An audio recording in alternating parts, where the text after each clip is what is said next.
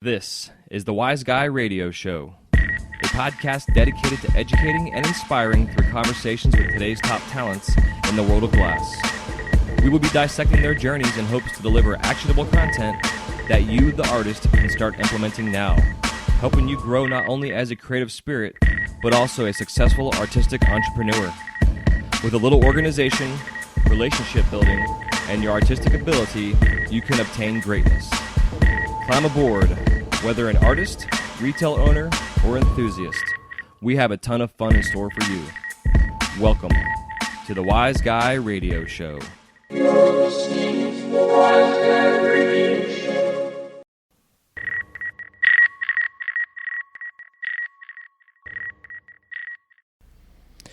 This episode of the Wise Guy Radio Show is brought to you by Mountain Glass Arts. For the month of June 2018, Mountain Glass is offering their Boro sale. Save 33% off odds and seconds, Glass Alchemy, North Star, and Troutman. They already have a discounted rate applied to this, so no coupon code is necessary. And for all you beautiful soft glass nerds, they have their Creations is Messy 40% off sale. All you have to do is put in the coupon code MESSY, that's MESSY, at checkout to receive 40% off. And also make sure you go and check out all of the deals and discounts and sales Mountain Glass has going on weekly and monthly. They now have a brand new website they've created just to make our life a lot easier in terms of searching and finding things on there. And they also have a ton of sales going on. Right now they have 3 separate weekly sales going on. So definitely go there and subscribe to their newsletter and stay in touch with Mountain Glass, and that's mountainglass.com. Go to mountainglass.com. Hey, what's happening? Welcome to the Wise Guy Radio Show, episode number 194. This is your host, Jason Michael, and thank you so much for tuning in today. Today's guest is Geremiah Benge. He's a brand new glass artist, been on his own now for just under a year, and he actually reached out to me a couple months back, introduced me to Rex Estrada, who was on a couple episodes back on 192, I believe it was. And I had hit up Geremiah kind of last minute to see if he'd like to come on the show. Had a guest fall through for today, and he was fortunate enough to be able to come on and share his journey. And, really, he's being so new to the game. He's still trying to find his way and what works for him. And you'll see here in the interview, a lot of what he is all about is diversifying his life in general, but also the glass that he works on. He's not wanting to be just a one-trick pony or just do production or whatever. He's just, again, trying to find his way, but also understands the concept of diversifying. And it seems like it's paying off for him. He's been able to go full-time on his own. He does have some financial support, per se, from his wife, who's his biggest fan. But the conversation was definitely all about the concepts of diversifying and not just being, again, a one-trick pony, which is definitely huge when it comes to not only in business but just in life in general, and being a glass artist and understanding the medium and just trying to find your way in this crazy ass world of being a glass blower, which is pretty cool. So I hope you guys enjoy this interview with him. It definitely was a lot of fun, and it was somewhat of a, not going to say quick interview, but it was somewhat of a shorter chit chat here. But that being said, a lot of things going on in this world of glass right now. A lot of new colors coming out. Color companies having sales. Our Mountain Glass is doing their sales as always. But the DFO is going on, which was the family reunion DFO, which is pretty badass. Last year they did not have it. Year before that, I think it's actually been 2 years since they've had it. And I know the last time that they had it, the turnout was so big that it was actually, from what I understand, was overwhelming for the venue. And so they found a new venue this year. And just had the DFO, which is the Degenerate Flame Off, if those that don't know what that is. And they basically had competition for artists. They had a collab artists that were working together. They had demonstration artists. They had cold working artists. And then they had the Boro Derby there as well, which is freaking awesome. And there's a bunch of information you can go to on dfoportland.com, which is the website for the DFO. You get some information on that. I'm sure 2019 it'll be back again, which It's pretty cool. But definitely something interesting that has just happened in this industry, and I'm glad to see it come back. Definitely follow them on Instagram too. Just look up DFO on Instagram. You'll definitely be able to find their page. Again, it's just a lot of fun to seeing all the stuff, all the artists getting back together, those that haven't worked for a while together, that got to get to work together. Like Laceface, for instance, having her on the show and talking about her last 2 years and journey, what she's been through, and it's her first time getting back out and getting to work with some of her friends in the industry. So just super cool stuff going on, which I really dig. The trade shows are rolling around, doing their thing as always. The weird flux going on with the industry with the oversaturation per se of glass blowers, but then it doesn't seem like that should be because of legalization changes and all these new smoke shops that are opening, and we're all still trying to get down to the bottom of what the hell's going on, and we probably never will, but it is what it is. It's just the industry and business and the ebbs and flows of the way that things work out, and all you can do is just ride the waves or the roller coaster or whatever other term you want to use or cliche for the business side of things, the ups and the downs and the ups and the downs. And the biggest advice I can give to you is to always be prepared for the downs. Dave Ramsey likes to call it the squirrel fund, which basically, in the wintertime, the squirrels have all their nuts stored away. So when it's cold out and the oak trees aren't growing the acorns anymore, they have their storage of acorns to keep themselves fed. And when it comes to business, money is the same way. The ups and the downs and the trade shows that come and go and, whatever else. And you always want to make sure that you're financially prepared for those months or the days or the weeks or whatever long time term period that it is that you're going to be slow. It definitely makes a huge difference and will help to relieve tons and tons of stress out of your life. So definitely something to take into consideration. And also something to take into consideration is the fact that we are now officially in June, coming in on June 11th now, 2018, which is just so crazy. God almighty. But that being said, it is summertime, especially here in Florida, and I'm sure everybody else out there in the southeast or really across the country who are experiencing the effects of this heat that we're dealing with already in the 90s, which means we're all sweating our asses off in the shop and dealing with all that good stuff. So make sure you're staying hydrated, drinking lots of fluids. Try to stay away from all the sport drinks and stuff out there. They're not really that good for you. Most of it's just sugar and shit inside there.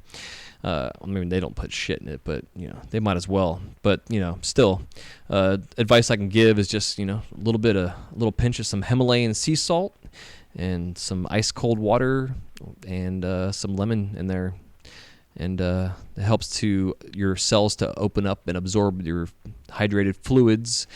Keeps the electrolytes flowing through your body, and also helps to replenish the salt, because when you sweat out the salt in your system. And if you just drink a ton of water just by itself, you can actually deplete the salt levels in your body, which then makes you sick, which is not a good thing. And just something to think about, just for when you are doing your thing out in the studio. Because again, you want to be able to go for as long as you can out in the shop, and when you're dehydrated, not only are you going to suck at your torch, but you're also going to suck at everything else you're doing. You're not going to feel good, and it's just a lot of things can go wrong. So take breaks. Make sure you got a good fan on you, keeping yourself cooled off.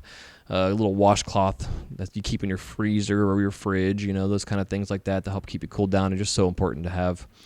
And it just pay attention. Listen to your body. Your body will tell you what it needs, and if it doesn't, then I don't know. I don't have an answer for you. Yeah, so that being said, I'm going to keep from rambling on too much here. I'm going to get this edited out and get this posted for you all so you have this ASAP. One thing I will say, though, just don't forget, as always, if you have not yet subscribed to this podcast, definitely subscribe to it so you can stay on top of things. You can get all the updated posts and episodes that come out. And if you have not yet gone to and checked out our Patreon page, which I don't always like to promote, but I do sometimes because this thing does cost me not too much money, but enough to make it expensive. We're doing our little Patreon drive. You can become a wise ass on there for as little as $1 a month. And that gets you into the little family and what we're going to call our group of wise asses. And as I announced last weekend, I'm still on the same thing with not making pipes anymore. So all my time that is out in the studio right now is going to be totally dedicated to the online courses that I'm doing. And I'm going to be doing a lot of other little videos on the side that are going to be just for the Patreon members only. That will be super exclusive for you. So stay tuned for that, because that has not come up yet, but that is something that is in the works. So different levels of sponsorship for the show will give you access to different levels of things. And also, really what it's going to help me do is to make this show better for you. So what you're doing is you're investing in the show to make the show better for you is what it's coming down to. And I'm just kind of the catalyst behind the scenes making these things happen. I definitely have some t-shirt designs I'm going to be putting out that will be doing giveaways for. And again, the video content, information, all this kind of stuff that's out there that does cost me out of my pocket that you can then help replenish those funds and get this better content coming out on a regular daily, weekly, and monthly and yearly basis. So that being said, you can go to patreon.com/wiseguy radio. I'll have the link in the show notes there. And again, just for as little as $1 a month, you can help out this show, which does go really far. A dollar goes a long ways, especially if there's 50 of you out there helping do that. That will help cover the fees for the monthly posts on these episodes alone. And so other than that, iTunes. If you have an iPhone, you can go there and subscribe to the show on iTunes and leave us a review. You can do that right through the app nowadays, which is nice. They updated the app last year. If you're on another phone besides the iPhone, you can download Stitcher or a couple different other apps that are out there. Or you can also just go to wiseguymedia.com, hit the podcast link we have on there, and you can listen to the show directly off of the website too.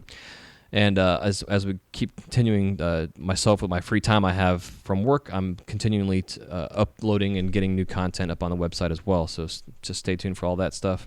And also, when you go to the website, a little pop-up is going to come up. It's going to give you a chance to subscribe to our newsletter. And in the newsletter, not only will you get all the information for this podcast episode, including a link to the individual episode, you'll also be up to date on all things that are going to be exclusive for our newsletters, which will then coincide to the Patreon page, so everything's going to eventually be all connected together for some serious exclusive content that I will be sharing. And my kiln is down right now, and I think I mentioned it last episode. My thermocoupler went out, so what I'm going to be doing is a video on how to go through everything from purchasing the thermocoupler to removing the old one and also installing the new one. And I have an AIM kiln, so we'll be doing it for an AIM, and it's a Fiji digital controller switch that runs this thing. So it's something I had not done with this particular type of kiln. I've had different kilns over the years that I've done the same exact replacement part thing for, except for the AIM. So I think it's all the same, more or less. But we'll find out together because I'm going to be making a video about it. And so until next time, I'm going to get the hell out of here. You guys enjoy this episode. Any comments, questions, concerns, hit me up at wiseguymedia@gmail.com. My info at wiseguymedia is not working for some reason. I don't know what the hell is wrong with it. I got to go on to GoDaddy and see what's up with it. But, wiseguymedia@gmail.com. Or you can also hit me up on my Instagram. You can go on Instagram for the podcast is wiseguy_radio. My personal Glass page is jmichaelglass, all one word, JMICHAEL Glass. And if you want to stay in touch and see just some of my past functional work and also the current ones that I have inventory of that I'm going to be posting on my page there that will be available, which is going to be my last functional pieces here for the next year or so. I'm making available for whoever wants to pick these guys up and add to their collection. You can find that on Instagram at myfunctionals, at MY Functionals. I'll have, again, all those links in the show notes for you to go check out. And until next time, again, hope you guys enjoy this conversation with Jeremiah, episode 194. And we'll see you next time on the Wise Guy Radio Show. Y'all take care of yourselves. Love you so much. Thank you for the support and all the kind words. We'll see you soon. Peace.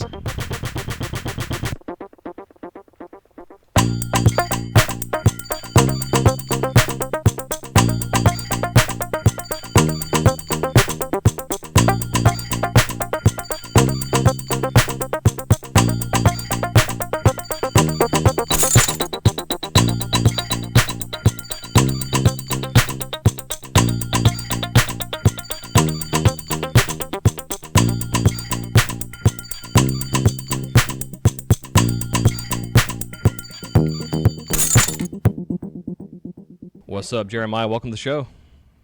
Hey, thank you for having me, Jason. Good to be on the show. Yeah, dude. Same here, man. Appreciate you coming on last minute here. It was definitely a close call to not having an interview this week. So I appreciate you being willing to come on. And also, definitely appreciate the connection with Rex Estrada, man. It was a lot of fun conversation and completely off the cuff of what I'm used to having on the show. So it was definitely a pleasure to have him on and to just have a whole different kind of conversation besides talking glass, which one of the reasons I like doing the show is to talk things outside of the glass world. That's why I love Rex, man. He's very eclectic on his thought process, and it's another world, and it's nice. It's almost refreshing. Yeah, yeah, absolutely. Yeah, the amount of information that he spewed out, I had to go back and listen to it just to kind of like catch up with my notes and stuff to make sure I was on point with everything. It was definitely fascinating talking about all that stuff. Yeah, But, I usually have notes when I talk to him.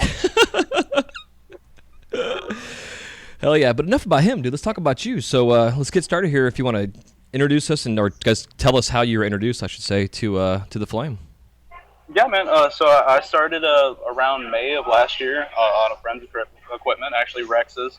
We're the only two people in the same town that had the same interest together. So instead of it being like here, let me show you how to make this, and you mimic it, it was sit beside me on my extra bench that I have, and you just do you. And if you have any questions, I'm here, and that really helped me learn how to be able to not be on somebody else's hour and somebody stopping me for mistakes. I was able to recognize, make those mistakes on my own, and then fix them. And that's what really drove me to loving this is the art of recovery in a sense, is being able to crack something, look at it and be like, no, I'm going to fix that crack and start making it work.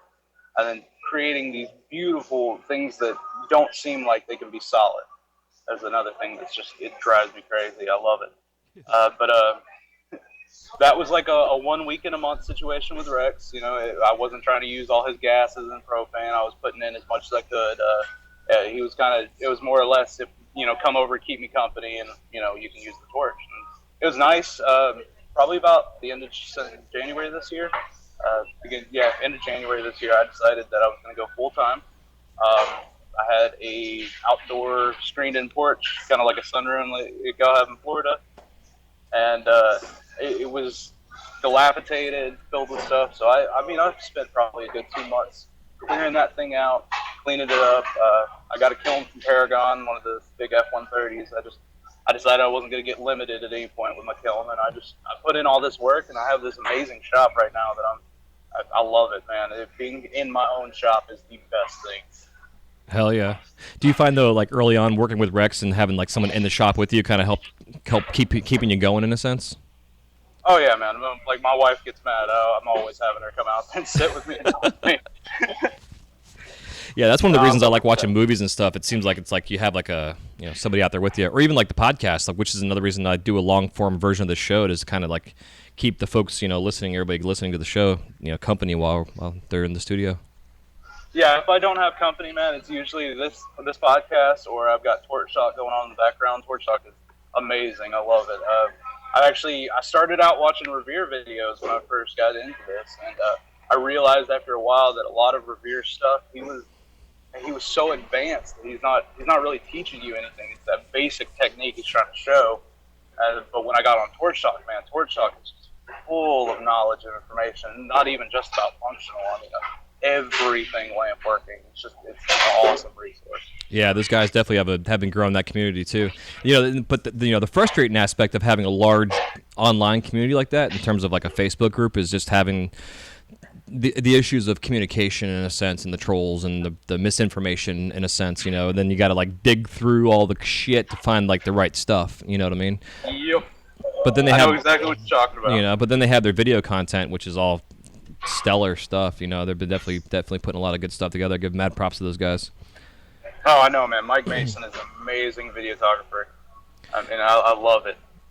Yeah, they put a lot of work into it for sure. I mean, doing an audio version, I understand it, but then you add the video aspect of it and all the things that they've gone through and the growth and the issues they've had over the years. So it's definitely cool to see that, and I'm glad that they're a part of this community too. Yeah, me too. Hell yeah, dude. So I guess early on, you've been doing this just over a year now, right? Is that what you're saying? Yeah, full time now for about 4 months. It was just something inside of me. I went to Colorado back in January, and I had been to Colorado previously. With me and my wife got married there back in February of last year. But we went this January again, just to kind of go back to where we got married and have a little early anniversary. But went down there, man, and I don't know, something just stirred inside of me. Like the entire time, I felt real uneasy about it. Like I needed to be doing something to at least gravitate myself forward. Like I saw these pipe makers, and even bead ladies out there were making a killing, man. I couldn't come back here and do the 1 week in a month thing anymore. I came back and my heart was just on fire for glass, man. That's all I wanted to do. My wife would get mad about the amount of porch talk I was watching in the living room during the day and taking notes and trying to figure out, what my design ideas were going to be. And, I have a notebook already full of stuff that I'm not even prepared to make. I'm not even at that level yet. It's ready. It's waiting. Yeah, man, that's important though that you're still jotting that stuff down, because when you are at that point in time, then you'll be, you'll have all kind of shit to make. Yeah, exactly. I actually just went out to an art bazaar show yesterday at a local smoke shop, and they were really, really kind enough to let us all come out there and a couple of glass artists and display our work, and for free, no sales tax, nothing in their shop, and they were just bringing us business essentially for nothing. And Wow. They gave us free food and everything, and it was nice, man. Like I didn't make a killing or anything like that. I don't think anybody there did. It was just a normal Sunday, but it was really cool to have people come in and look at my work. And how long you've been doing this? And just about 4 months full time now, almost a year, and they're just like, oh my gosh, wow. That was the most humbling thing for me, man, because I am my biggest critic. Right. I will sit here and beat myself up about my glass and how bad it looks and how I need to do this right, and I'm going to go back and fix that. But I think that right there is how a good work ethic should go. You're always improving. You're constantly trying to reach a plateau of I would say, of your best work. Yeah, absolutely. Hey, real quick, dude, before we go any further, are you near like the bar there? Because I'm hearing like a lot of the guys in the back, like the baristas in a sense, in the background. Oh man, yeah. I'm sorry. I've moved away. You're good. Hopefully it's here. If I can put my hands around it, it might actually cut out some of that sound. Yeah, it's amazing how sensitive these microphones for the phones are nowadays. I know, man. This is actually the one of the Bluetooth headsets, the LGs, and they're really, really good as far as the microphone goes. But it does pick up a lot of feedback. Yeah. It's all good. I was just hearing like the ice being scooped and shit. My bad. No, you're good, dude. It's all good. It's hard to tell because like when I walk the parks, when I'm on my breaks, I'll have my earbuds in, and I'm always like like at first I didn't know, and then I had to be like cautious about like where I was walking if the music was so loud, because it was like it would come on and whoever I was talking to would have their ears blown out from the background sound. And this is my torch headset too, man. I'll sit on the torch and just listen to music in this thing. It's booming. Hell yeah. But yeah, dude, it's I'm kind of back on the thing. So something I find, at work, I get all day long. It's I get a lot of praise from the guests, and I've have found over the years, which and on a side note, I always am very appreciative and love the guests when they give me feedback and tell me the talents I have, etc. I definitely don't take any of it for granted ever. But what I found that there was a point in time when I was doing certain characters and I would get a little complacent with what I was making because the guests would see it and they're like, oh my God, that's fucking amazing. And I'm like thinking to myself, it's looking pretty good too. But it wasn't up to par to where it should be in a sense. You know what I mean? So and I was getting kind of complacent with it. And I found like I had to find that point to where, I was grateful for their compliments, but understanding that their perspective and the true perspective of what I should be doing are two totally different things, And I know as an artist, it's easy to kind of get, to lack of a better term, to be complacent with your work and kind of not want to get past you kind of plateau in a sense when you start hearing feedback like that. Like I always find exactly. Some of the worst things I see on Instagrams, for instance, is like a new glassblower who does an auction for something that isn't 100% clean or whatever, and they're getting a shit ton of money for it.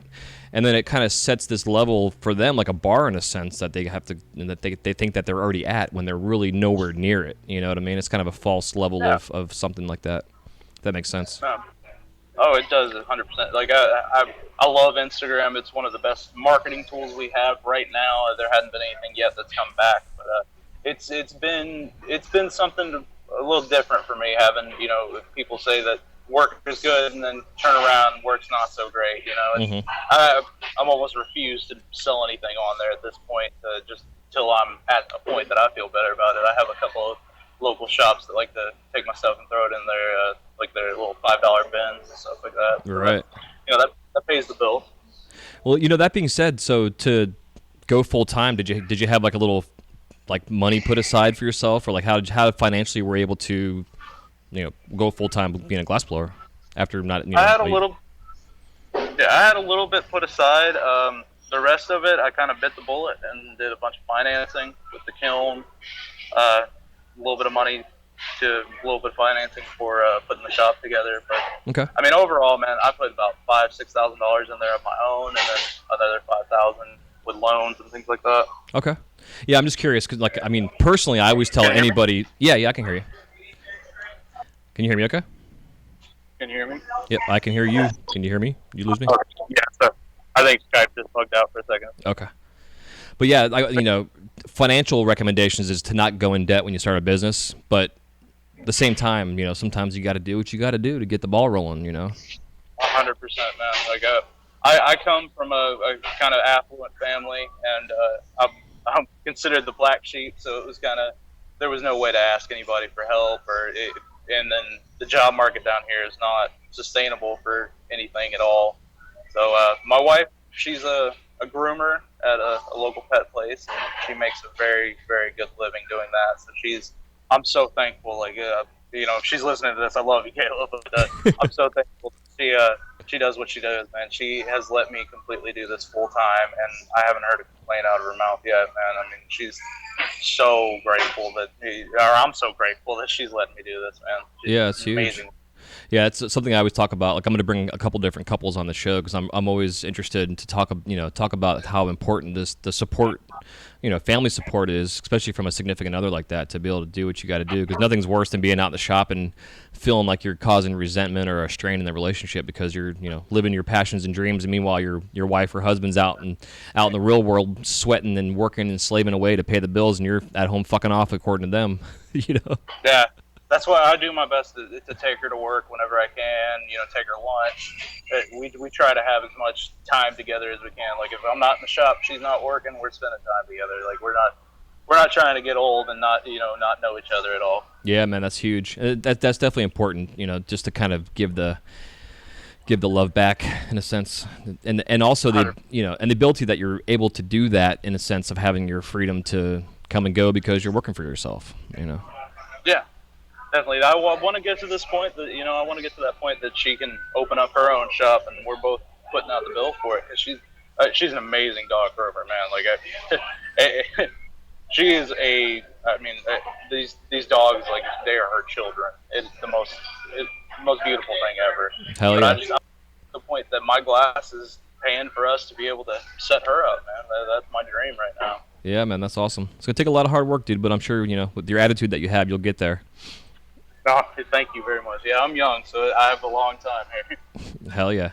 How are you going about in terms of, like, figuring out what you're going to manufacture to sell, I guess? Are you just kind of stumbling and falling and just trying to find your way through the process, throw a bunch of shit at the wall and see what sticks kind of thing? That is pretty much how it is, man. I started this out thinking that I was going to get into doing proto right off the bat, and making spoons and making honey straws and just going at it. And then the more and more I made, the more I realized that I really like making different things.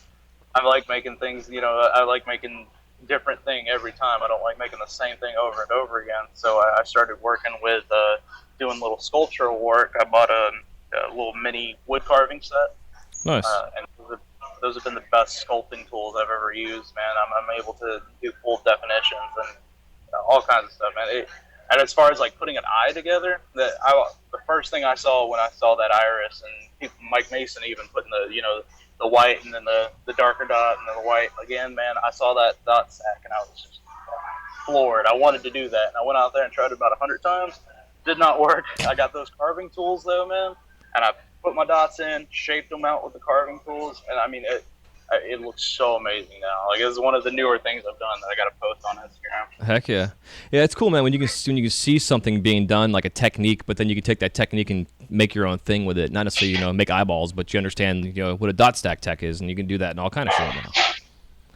I won't say who is a special tech, but there is a friend of mine that has an amazing technique that is a hot shop technique that they adapted, and I've never seen anybody take a hot shop technique like this and do it, and it's just, I would love to share it, but I'm pretty sure he paid me for it.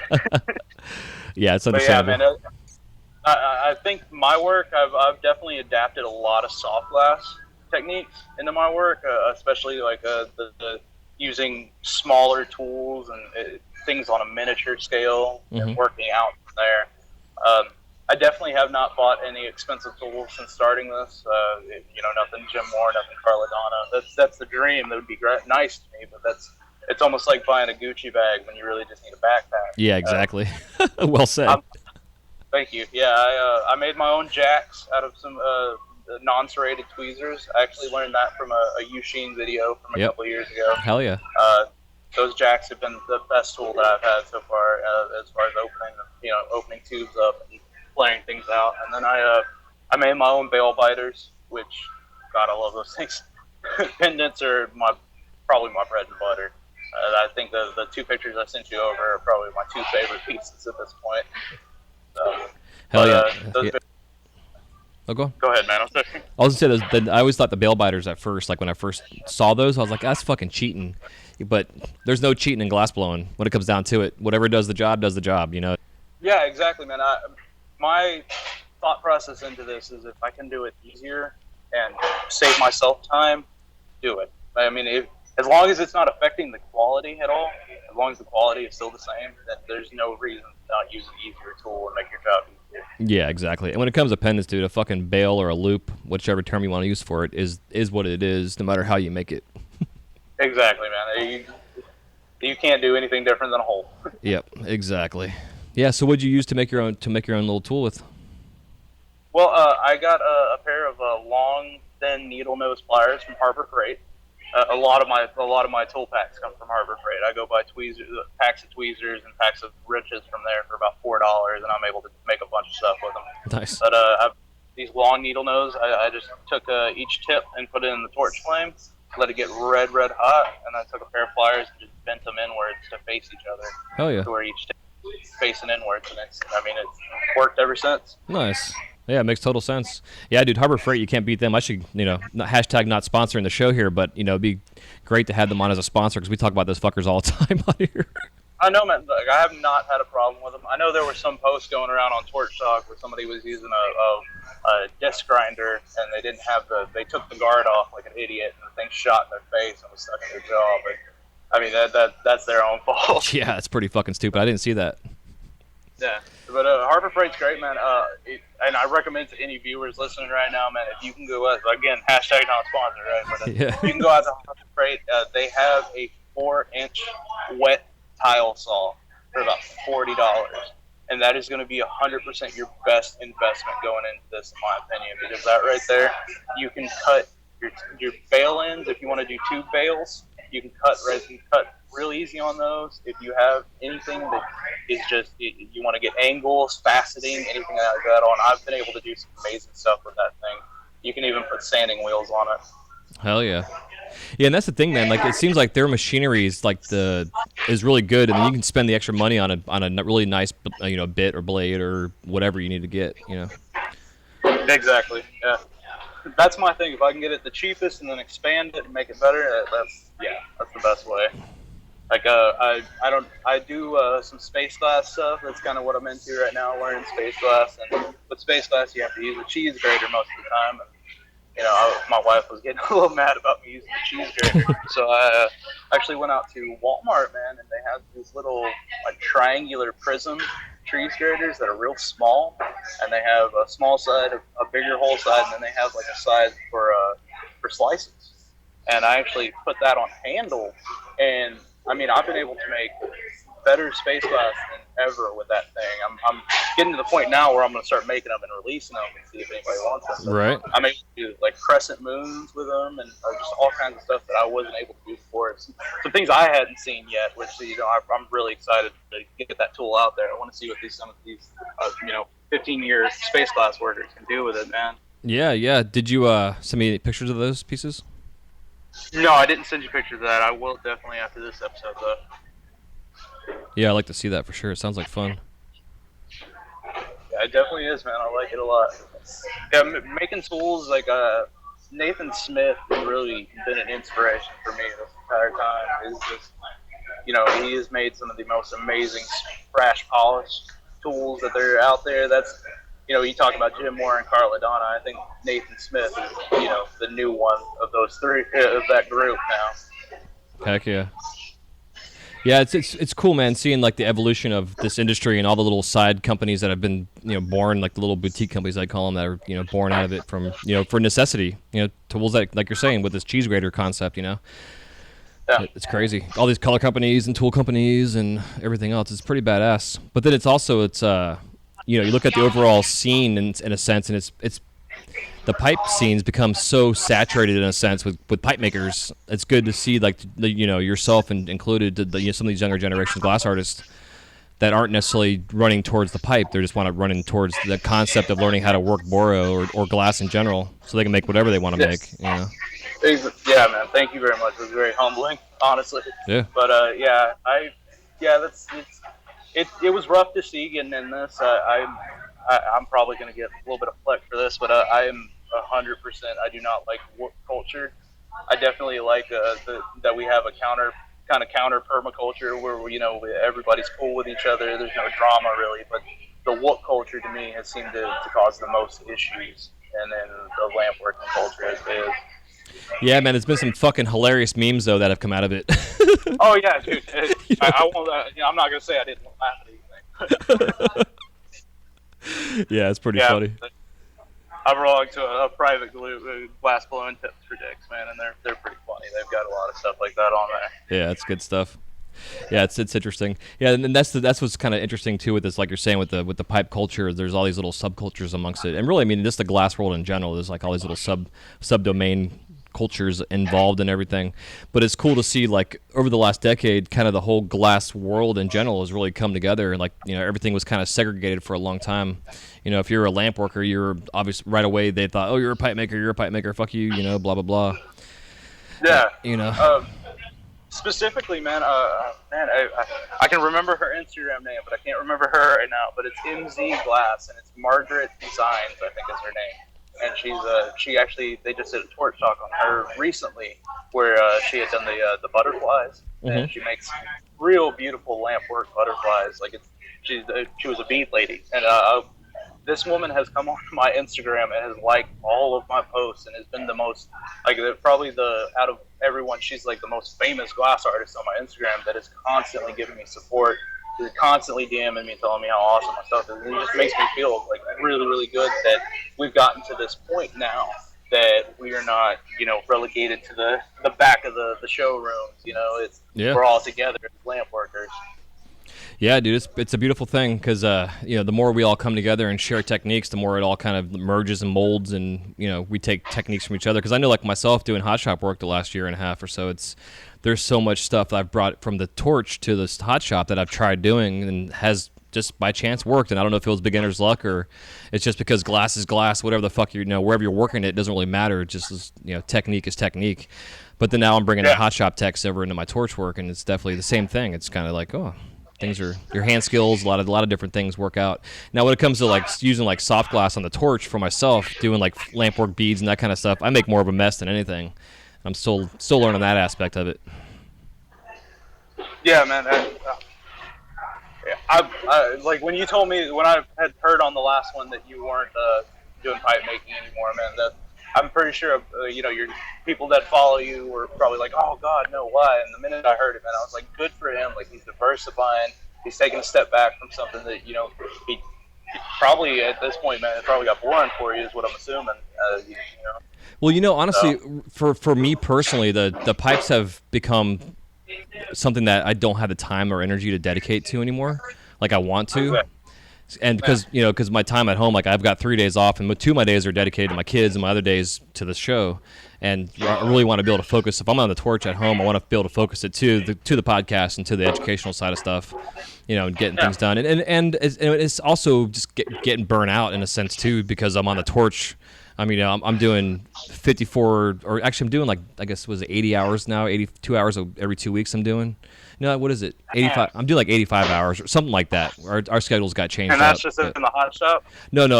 That's just on the torch at where I'm over at Disney. But yeah, if I'm in the hot shop too, it's usually we have 8 to 12 hour days. Depends on what where we're working at. But usually when I'm on the torch, it's a 12-hour day. Man, Magic Kingdom is fueled by glass, man. Yeah.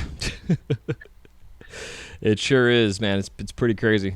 But yeah, so, coming home and I'm like, okay, I'm not really feeling it right now. But it's also having to do, like, I've been dealing with just a lot of just muscle tendon strain and pain from just overworking and doing stuff that I'm not used to doing, like working on these newer characters that are large items that I'm not used to physically carrying that kind of weight in my hands. I'm doing this for almost 20 years. I'm getting arthritis and some different things I've been dealing with. So I'm just kind of figure when I'm home, if I'm on the torch, I'm going to do stuff for the podcast and just keep things simplified, as much as I possibly can. Yeah, I understand that. I remember a couple of episodes back, man. You were talking about you had been in contact with like this Instagram fitness group or something like that. Yeah. Zen Dude Fitness. Yeah, man. That's what I was gonna say, man. Like I'm back on a gym regimen. I've probably always been overweight the majority of my life, and this year was the year that I decided I wasn't gonna be like that anymore. So I started the keto, and then I'm on a gym regimen now, man. And I've got to the point where I was leaning on my bench when I was sitting in my chair, and it's to the point now, man. I have a standing mat. Like there's no chair there. I stand at my torch the entire time now. Hell yeah. Yeah, I'm only 23, but I already have the degenerative arthritis in my back, so I'm trying to reverse that as soon as possible. I still have enough time. Yeah, for sure, dude. Yeah, posture and body mechanics when you're doing, which we do, is so important. Because I know, like myself, I find, when I'm moving my hands at certain angles, doing certain work or whatever it is I'm doing, like I find like my body or my head wants to turn with my hands, and it's like I'm trying to keep myself, even for after all these years, I still find myself doing it, and I'll lock myself into a position or a pose for 5 minutes or something like that, and it doesn't seem like a lot of time, but when you do that consecutively for over a 10-hour day, I find like one whole side of my body's sore because I'm like contorting myself trying to get these weird angles or something I shouldn't be doing necessarily or whatever, and standing's important. I think that is the only downside to flow state, man, is you get so into it that you hurt yourself. Yeah.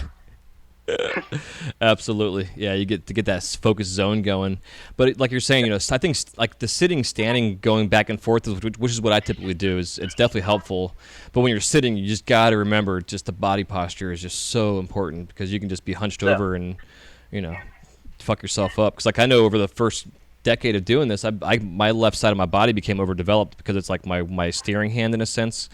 And that's exactly what I tell everybody, man. That's my drive hand. This is my turning hand. Yeah, exactly. Yeah, and my massage therapist is like, you got to start working out your right side of your body more so just to help yourself balance out. Because I was so overworked. And so that's when I started doing the jump rope and stuff. And I found that alone was such a big impact in physically, but also the mechanical side of my body, like keeping my joints lubricated better and keeping my body balanced even more so. I've been lazy as hell like the last 6 months to 8 months or so on the working out. But that being said, it definitely helped kind of get me out of that rut of physically not feeling good because of working all the damn time and being stuck in a position. No, definitely. I mean, if you're gonna try the keto diet like you were talking about, that right there will be it will help you a lot with the joints and being able to move a little bit easier. I know right now, man, I have more energy than I've ever had in my life. It's pretty insane. Yeah. That's one of the things I hear about it. It's the energy and the extra focus that you get besides the weight loss and everything else involved in the whole process. Yeah, I actually I was turned on to it. I'm pretty active on Instagram, as you can tell. I DM quite a few people just to keep my Instagram presence up. I have some followers that I talk to on the daily right now, and it's pretty great to have that. But there was this one guy, and he's a pretty popular extraction consultant at this point in California. He's not even an artist anymore. He does consulting, which is pretty nice. But he at one point we had gotten to talk about things, and he had said that he was on this keto diet. I was like, man, that sounds really, really interesting. Can you tell me more about it? He was talking about how he wasn't eating carbs anymore, how it was making him feel a lot better. And he said that he was getting an insane amount of things done, just a crazy amount of stuff done, to the point that he is just, he's working way harder than he ever has. He has more focus than he ever has, and he was talking about, like, he went down to the planning office for a new permit that he needed, and he had all this paperwork done, ready, had backup done, and everybody was just Like, okay, you don't need to do anything else. Good job. And I mean, you can rarely go to the planning office, not have to go back. Yeah, absolutely. Yeah, I definitely want to get it going. Because once I get that going, then my exercise regimen will come back in play, and whatever else. I mean, like I'm walking probably 8,000 to 10,000 steps a day still, just to keep that going. Which is still a big important thing to have. Yeah, my biggest thing was getting back into cardio. Definitely, it's at that point now where me and my wife can do about 3 miles on the treadmill at a pretty good pace. So it definitely helps, man. It definitely helps. Yeah, it does, especially with our, with what we do. I find myself, you get meditative in a sense, and you start breathing really shallow and slow, and your cardio is affected because of how you're not really pumping your lungs and your heart, because you're so relaxed throughout the day while you're working, Right. And I didn't even take that into account for first decade of what I was doing glass until I went up a flight of stairs, and I'm like, why am I so winded, and then I realized it's because I don't have any really cardiovascular exercises I'm doing. No, man, and you got kids too. You can't be winded with kids yet. No, exactly. Yeah, it definitely helps. And plus, I just, being a 41 this year, I still want to make sure that I'm in as peak of health as I possibly can be, just to have a nice, long, healthy life. I don't want to be 80 and decrepit and old and hating how I'm feeling, wishing I was dead. Yeah, I 100% agree. I don't want to make it seem like a darker tone or anything, but I lost a stepfather to Alzheimer's last year, man. 5 years of that, I was there taking care of him on hospice the entire time, and it was a morbid experience. It brought me to some realizations that I definitely needed to have in my own life. It's just one of those things. It's like, you're gonna. The best way to put it is you're gonna shit or get off the pot. Yeah, exactly. Absolutely, dude. 100%. Yeah, I did the same thing with my dad's parents, watching them go downhill like that with Alzheimer's and dementia and stuff. It's not really, it's not fun to see, man. It definitely sucks, especially when it's something like, in the brain that's just, it's fucked up to see it happen. It sucks. Yeah. But I mean, definitely, I'm a stronger person for going through it, 100%. Yeah, absolutely. Yeah, it definitely makes you aware of that we're not, that we're all immortal, or not mortal, we're immortal. What's the term? Yeah. Yeah, man, it made me realize mortality. I agree with you. Yeah, exactly. Yeah, it's funny. So I guess in terms of the glass stuff, so now that you're, finding your way in a sense with what you want to do you find yourself starting to get a production line going? Or are you trying to avoid the production line of stuff, since you're mentioning, not like making the same thing over and over again? Yeah, at this point, I'm avoiding production, man. I get focused on certain things, and I'll just stay focused on them. So avoiding the production kind of helped me be able to, I can be eclectic. I can jump around if I want to. I don't have to wait, sit 1 week on something. Like right now, I'm doing these little monsters for D&D miniatures. Like people play Dungeons and Dragons or Pathfinders, tabletop games. I want to do these little. I have ideas for, I don't know if you've ever seen it, but it's called the Beholder from D&D. It's the giant eye with a bunch of little eye stalks coming out of it. That's my next project right now. Interesting. So, it's just, if I see it and I want to do it, I'm gonna do it. At that point, like I take a notebook around with me, a little sketchbook. If I see something in nature that I want to make in glass, I'm gonna draw it out as best I can. And I learned that from and now I can't even remember their names, man. But there were some glass blowers in the 1900s that you can go look at their work at Corning on their website. But they would go on merchant ships and they would pull up sea creatures and sea life and draw them to the most extreme detail. And it's just I saw that and I took that and ran with it, man. I was like, okay, cool. This is more than just doing stuff in glass. This is about doing art elsewhere. This is about doing your art, in the field, having, research and just, man, I'd rather see myself as a glass scientist than anything at this point. Heck yeah. Yeah, it's a fun perspective to have. And then, to recreate things that you see like that in glass is pretty badass. It's like the Blashka family, like all the crazy stuff they did for... That's exactly what I was talking about, man. Yeah. Thank you for reminding me. Yeah, no problem. Yeah, it's insane, though. And especially with the techniques they use that, have more or less been lost in a sense. And, their secrets. Yeah, they made their own dyes for painting, just all kinds of stuff, man. It was... I don't even know, there's somebody out there with that knowledge, but we'll never find it. Yeah, exactly. Yeah, I mean, if anything, I guess as we progress in our glass, you see a lot of artists out there now that are making some pretty realistic looking stuff. It's pretty badass to see it, and also like in different sizes and scales wise, and also in different types of glass blown from the hot shop to soft glass on the torch. I mean, it's pretty amazing to see it, seeing this catalog Yeah, of man. work. It's from what used to be, the old websites that have gone down now, the old collections of glasswork to now. I mean, you wouldn't even think it was the same universe at this point. Yeah, exactly. So, do you think like you'll get into the pipe scene like for yourself, or is it just mostly you're just kind of just trying to learn the medium and find your way? I've thought long and hard about that lately. That's been one of my biggest, conflictions. But I think at this point, man, I'm learning the medium. I see myself doing more, museum pieces over functional, and the miniatures like I was talking about over functional. That right there seems to be where I'm leading towards. Because like I said in the bio, I've always been an artist at heart, man. I have pencil drawings. I play guitar constantly. I play piano constantly. It's just I've always been a creative. So limiting myself like that just doesn't seem like the best idea.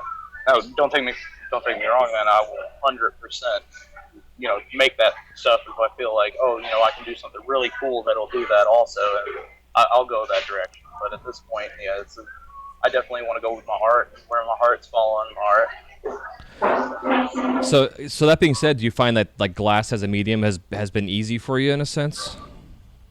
Yes, definitely. I don't want to, toot my own horn and blow myself up at all, man. But it has been something that I've definitely been able to get into way easier than I thought I would.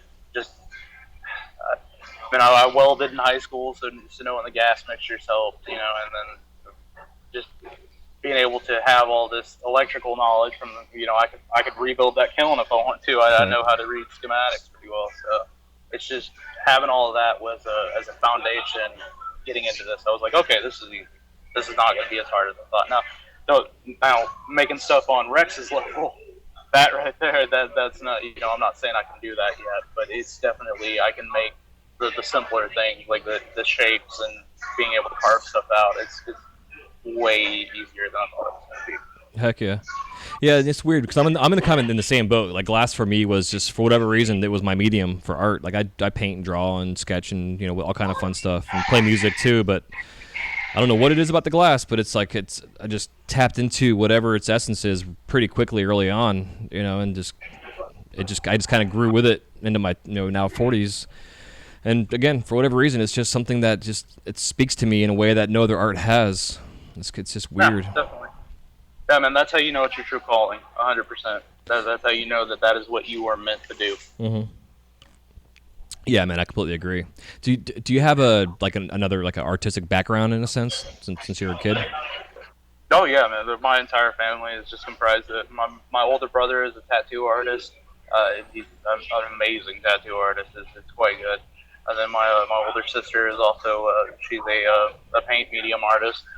She actually does mixed media more than anything, but she's right now on some paint media, and she does this. It's like I would say it's a mixture between abstract and the Black Plague, which is kind of cool. Okay. She's got a lot of like plague doctor stuff going on, which is pretty interesting.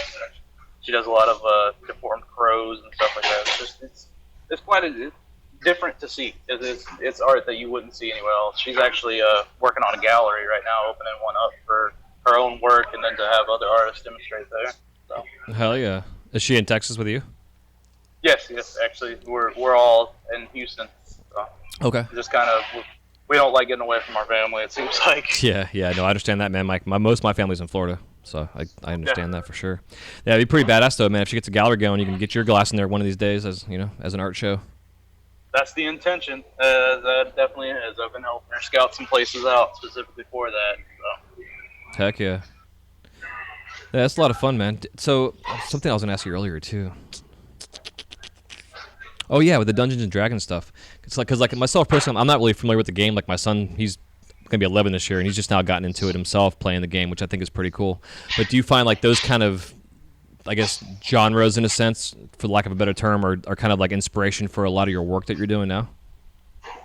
I would think so, but it definitely seems like I go between a few other things too, man. Like in Houston, we have the whole purple drink thing that everybody's about. So I'll find myself making little cups with spilling purple out that I learned from my mentor. He is very good at those. I'm working on those right now. Just I definitely go from I definitely work with themes Mm-hmm. more or less. But yeah, it seems like the fantasy theme is where I've been. I'm a little stuck there. I like it a lot. There and post-apocalyptic. I'm in love with Fallout. That's one of my favorite game series. So, making right now I'm working on a little miniature TV that looks like the Fallout TV. Interesting. Heck yeah. I think too, like those kind of things, like early on making is a lot more forgiving in a sense, because it's not like exact art or realism in a sense. I'm trying to say, so you can make something a little more abstract or whatever, and still. That's how I've always described. Sorry. Yeah. I'm saying that's how I always describe my style as abstract. Like anytime I list anything on Etsy or anything like that, it's abstract art. Heck yeah. Yeah, it's important because that way you know your work, which is a smart thing. Hell yeah! So are you gonna do have an Etsy page, or like you're saying, do you already have that going? Yeah, I actually have an Etsy up. It's under Benge Finding Glass, and then I have a big cartel up too under Benge Finding Glass. That no sales or anything at all yet, but it's nice to have them already set up and going and ready. Mm-hmm. So I have a few items on there. If any of my Instagram followers ever decide that they want to buy something, it's already there. It's ready to be shipped out. I even give the Instagram followers a little discount for if they're actually following me and can show me they're following. Nice. Yeah, something new I've learned too with Instagram that I'm not even know when they started doing it, but if you have your Facebook business page and your Instagram connected together, and then you have your website connect or whatever your online store is in a sense, then you can actually tag your images. Like say you have a product you want to sell on Instagram or promote whatever, you can have your image up there, and then you can actually tag that product with a link basically to the website. So you can just click on that fucking picture on the link on the tag, and it sends you right directly to the store that you're selling it on, instead of having to go to your bio and go to go on to your website, blah blah blah. It's a pretty cool little new feature. I set that up. That was one of the first things I set up with my Facebook business, man. I went ahead and bit the bullet, set up all these pages, and I'm ready for it whenever it starts flooding in a little better. Yeah. Heck yeah. Are you posting at least once a day on your Instagram? I'm trying to, definitely. I've had a couple of things going on last week that's kind of prevented me from doing that. But that's something I try to do. If I don't post once a week, I tend to post on Wednesdays. That's kind of been my go-to day, Wednesday nights, or around Wednesday about 4 o'clock. It seems like if I do that, most people are getting off of work about 5, and they're looking at their phones, and it seems to give me a lot of traffic. So I shoot for Wednesdays, but yeah, definitely I try to do every day. Yeah. It's so crazy with all the algorithms. Like my daughter and I, we've launched our little T-shirt company, our Inspired on Main Street, that thing that we're doing. And speaking of which, man, that is awesome what y'all are doing. I absolutely love it. Thanks, dude. Yeah, we're having a lot of fun with it. We're learning a lot too as we're doing this whole thing too, which has been fun. Trying to learn a whole different area of sales and a product line. But posting the Instagram stuff and keeping the algorithm going and trying to look at your insights and see who's seeing what and when and where and why, it's so important to keep track of that kind of shit. It doesn't take a whole lot of time, but still, it definitely is time consuming. Yeah, I actually just showed Rex if you set up your Instagram page as a business, you can actually see the metrics of everything. So he's going to get on that pretty soon, I hope. Yeah, it's definitely important. The only downfall is for the pipe makers that want to keep their shit private in a sense, you can't keep it private. If it's a business page, but other than that, the benefits are definitely huge for it. I mean, if you're making glass to sell the community, I see no reason for keeping your page private. Excuse me if I burped on there, man. Yeah, exactly. Yeah, it was a struggle for me for a long time to go. I was going back and forth between private, public, with my job and stuff, and not wanting to have the connection with Disney and the pipes and all that kind of shit. So over the last 6 months, I've pulled every pipe that I had on my page off of it, and then created my functionals page, just to have a separate account just for my functional work. Just to keep it that way, so I can then keep my other page a public page for whoever wants to go on Yeah. there. If I ended up, blowing glass anywhere like that, man, where it was something of that situation, I would do the same thing 100% because I'm still in Texas. There's still an issue here. So I wouldn't want that as my main thing. So. Yeah, But, so I mean, y'all are lucky. Y'all just y'all have that judge rule for y'all in the favor of allowing y'all's medical marijuana program to go down. That's kind of cool. hell yeah, yeah, it's the laws here are fucked up though, because like right now with our governor Rick Scott, he's so from what I understand, he has had the largest fine from the government for fraud in the healthcare system. And with his connections with the pharmaceuticals, a lot of us were talking about, like, if we ever had medical here, that unfortunately it would probably turn into something that was more not the flowers, it'd be something more pharmaceutical related, which is what it's turned out to be. So they're really fighting with the laws right now here to get the growers to be able to sell flowers and not just to have everything be an extract or a liquid form. It's not even really an extract. It's like a tincture or some kind of liquid form. Suspended in alcohol. Yeah, they're suspended in alcohol. It's not good at all. No. Yeah, Texas is like that right now too, man. We have a very limited program at this point.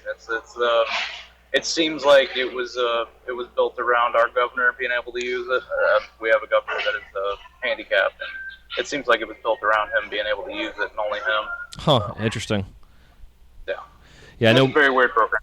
Yeah, it sounds like it. And it's, I understand, like, state to state to state, everybody's trying to figure out their laws and stuff. But I figured, with the states that are legal right now, they're a great platform to kind of copy what they've been doing to make it work. It's. Oh, yeah. Just doesn't I'm make still sense. seeing 10 years. I'm still seeing like 10, 15 years before we have progress, like real progress. But, I mean, that's not an issue. That's our industry. I mean, it's not the 100% our industry. You definitely don't have to worry about that as much, man. I mean, it's just something that we have to keep an eye on just in case at this point. Yeah, exactly. Yeah, we have a couple of the guys that are running for governor here for the next round. They've been talking about actually making it recreationally legal here, which would be killer. Man, that would be, because you'd have it at one end and the other end. Yeah, it would just simplify everything. That'd be a nice little transition. Yeah, exactly. Can you hear the rain in the background? It started pouring here. Man, that must be nice. It's like it's 5 o'clock and it's still 95 degrees here right now. It feels like 108. Yeah, it's probably 93-ish outside right now, even though it's raining. Yeah. It's going to become a sauna here. I've actually got family out in an area called Avon Park down there. Oh, yeah. So, it's nice to go out there and visit. They're out in the middle of the orange groves, so it's weird being out in, 6 miles into a grove and you finally see a house. Yeah, I'm sure. There's a place I went and visited here. It's called the Bach Tower, and I'll put it up on Instagram. I have a video I took of it, and it was basically a monument this guy built years and years and years ago, and it's got a bell tower in the very top of it. I don't even know what the hell the thing's called, but it's basically like a giant piano that the guy plays, and it has like levers on there that are tied to ropes and pulley systems that make the bells ring. Like it's an amazing whole structure the way this thing's designed, but it's the same thing. It's out in the middle of nowhere in this whole orange grove area, and it actually has a weird elevation to it too. So like when you're at the property, you can look out, and it's like you're up on this fucking giant hill. Like it's pretty neat. But it is out. That is awesome. It's out there though, man. Like you're saying, like you just drive 10 miles in through the orange groves, and all of a sudden there's this amazingly gorgeous park that has this gigantic tower on it. No. Yeah. I love that. I love being able to. We have something here called the San Jacinto Monument, and it's it's about the size of the Washington Monument as far as an obelisk goes. Wow. And it's one of those. Every once in a while the elevator's closed, but if you get there on a good day, you can go take the elevator to the top of it and view. And it's one of the only times I've been able to see the curvature of the Earth, besides being in a plane or using a drone. No shit. That's crazy. Yeah, man, it's really interesting to see. Like you can actually see just that round shape starting, just very barely. That's too cool. Yeah, I know. Like when I was a kid, we went to D.C. and did the tower or the Washington Monument before they closed it for all the renovations and stuff. And we took pictures and stuff, and it's just the view up there is incredible. But with the Bach Tower, it's closed for the public to go in there. But if you're like a member of the park or whatever, they have like different levels that you can be a member of. And the guy Yeah, as a private play, to be able to go in there as private tours. But basically, like the tower itself is all hollowed out, except for there's 2 levels. One level has a full library in it, and this guy's like, I guess the guy that owned the property and is the founder of this whole thing.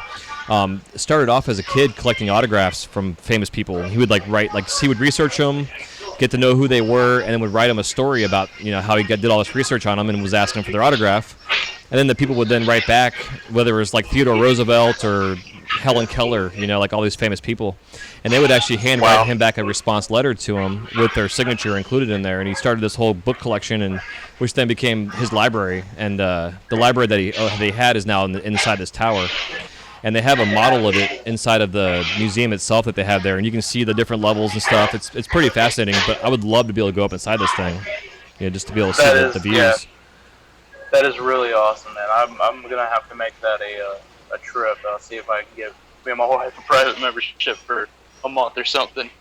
Yeah, to be able to go into it. And I think they do the tours like 4 times a year only too, so it's like super exclusive and limited. But I'm sure it'd be worth the money to be a member to get access to that thing, to be able to see it. Yeah, and what was it called again? I think it's like it's BOK Tower.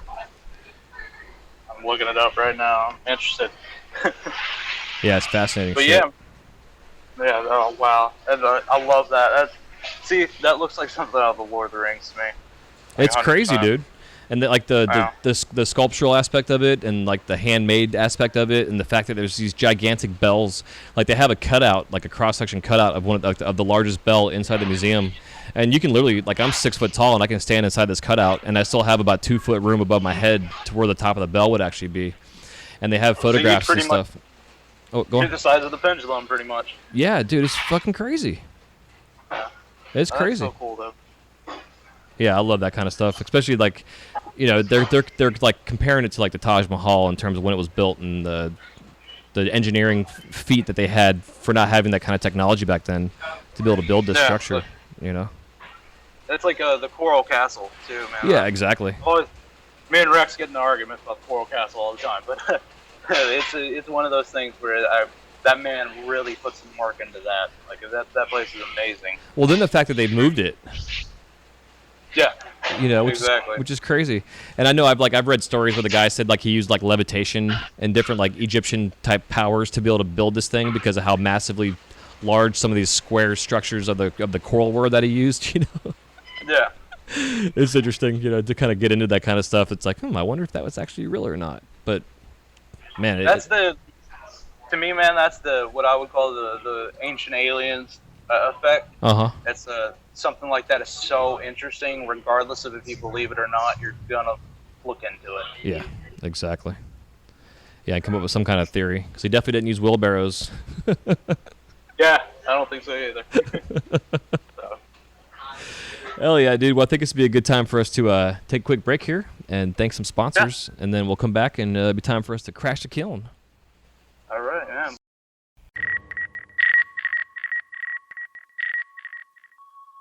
Segment of the Wise Guy Radio Show is brought to you by the Flow magazine.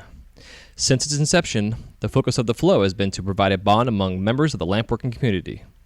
This has been accomplished by developing relationships with the finest artists and sharing their techniques with you through in-depth step-by-step tutorials. In every issue, you can enjoy great content with the hottest artists and cutting-edge techniques using the latest industry products. These features, along with the continuation of our Women in Glass edition, Glasscraft Emerging Artist Awards, inspiring gallery showcases, dynamic general interest articles, as well as health and safety information, make the Flow the leading international lampworking journal. And if you have not yet subscribed to the Flow, you can use the coupon code WISEGUY at checkout, and you can receive 10% off your annual subscription. So just go to theflowmagazine.com. That is theflowmagazine.com.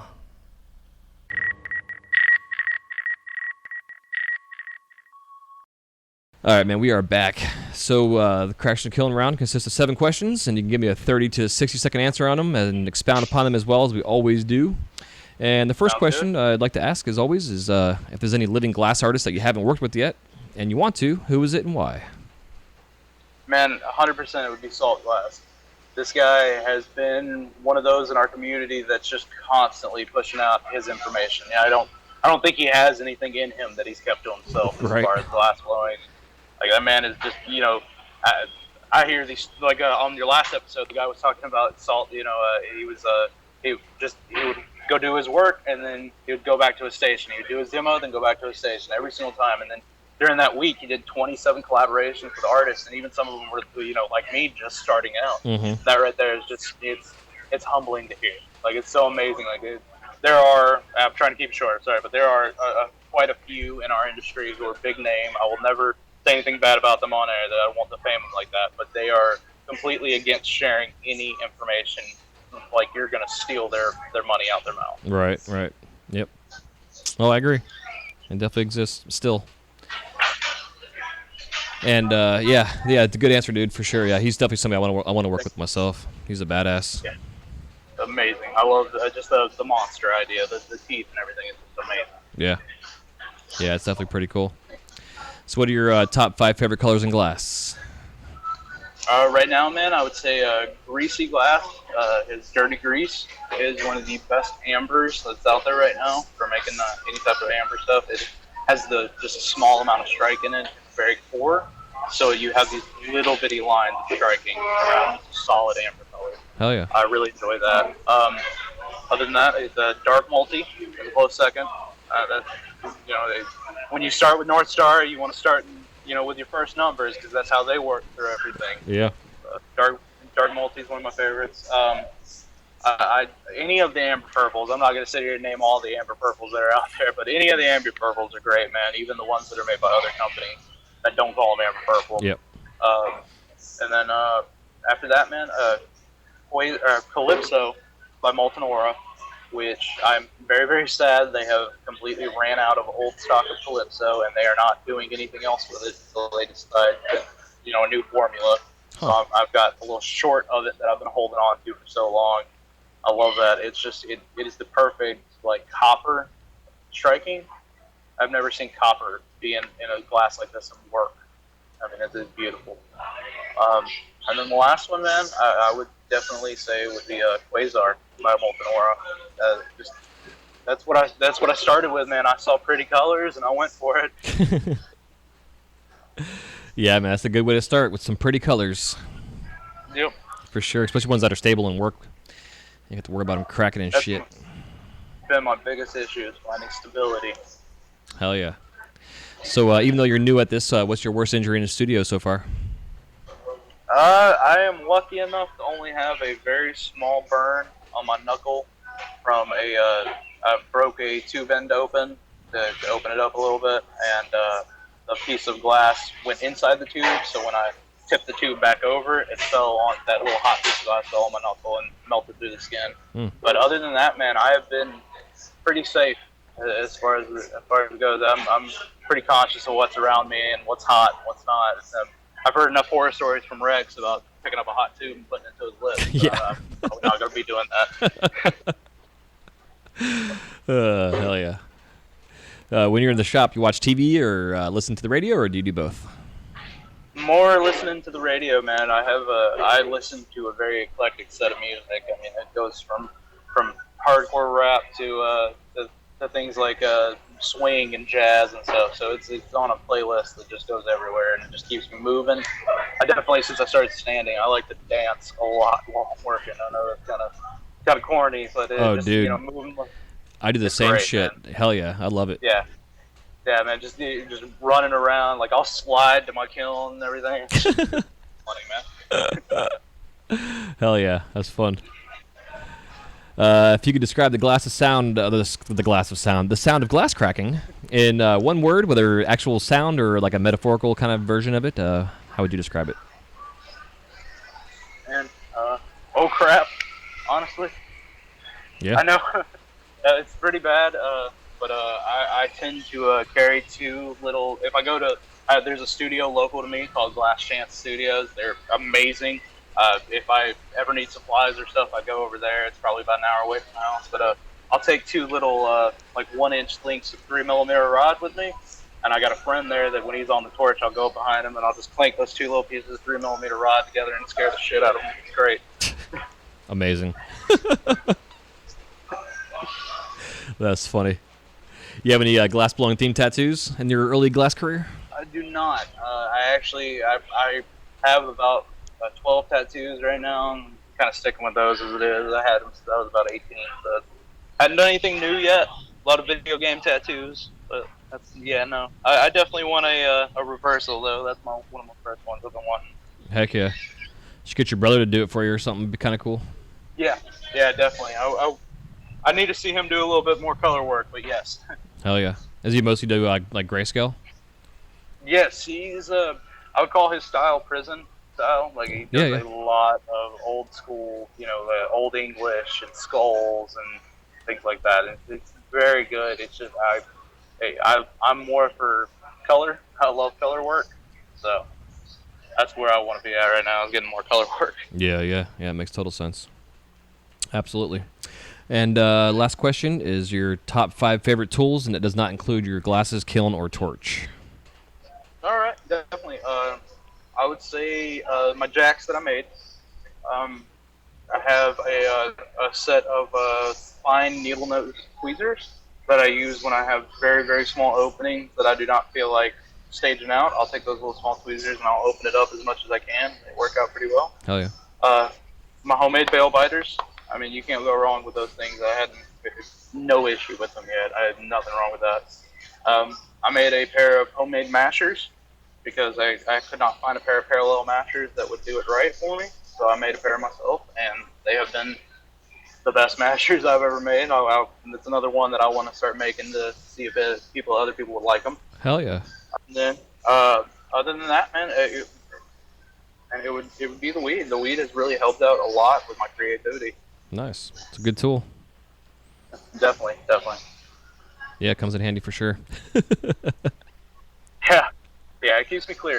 It definitely does. I mean, it's weird to be so connected to that lifestyle and be like, well, I like making other things. It's different, but it's definitely refreshing because like you're a big inspiration for me on that right there, man. Like when you said that the other day, I was just like, oh my god, like I gotta message him and say, congratulate him on that. It's not a bad thing. It's like it's almost like a diversifying, being able to have more things out there. Mm-hmm. You were talking about the Marvel Groot. I would love to see you do more Marvel shit. That just is amazing to me. Hell yeah. Yeah, me too. Comes down to it. Hell yeah, dude.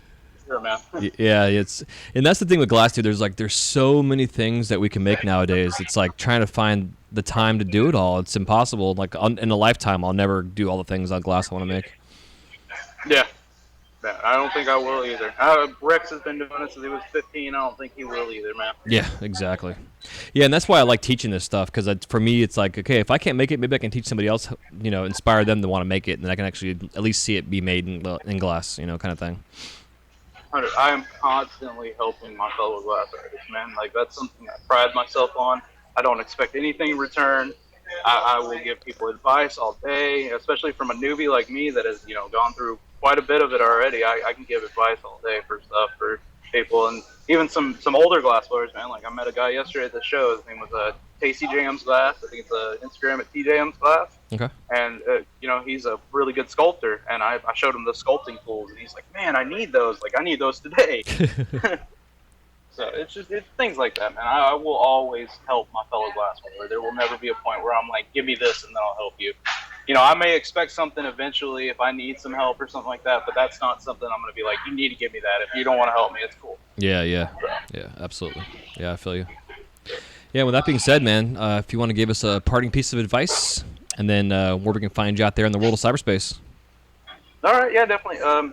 Man, as far as advice, I'd rather actually give a quote if you don't mind. No, not at all. But it's going to be in the bio, and so if anybody hears it and you want to see it and remember it, it's something I live by. But all Emmitt Smith, when he had won his last championship with the Cowboys, man, he had said, "All men are created equal. Some work harder in preseason." And that right there, man, I'm not even somebody who likes football that much, but I listen to a lot of motivational stuff, and that right there has spoke to me volumes. It's and we do have a season with glass. We do have we do have things like that. So what are you doing when you're not selling? You better be working.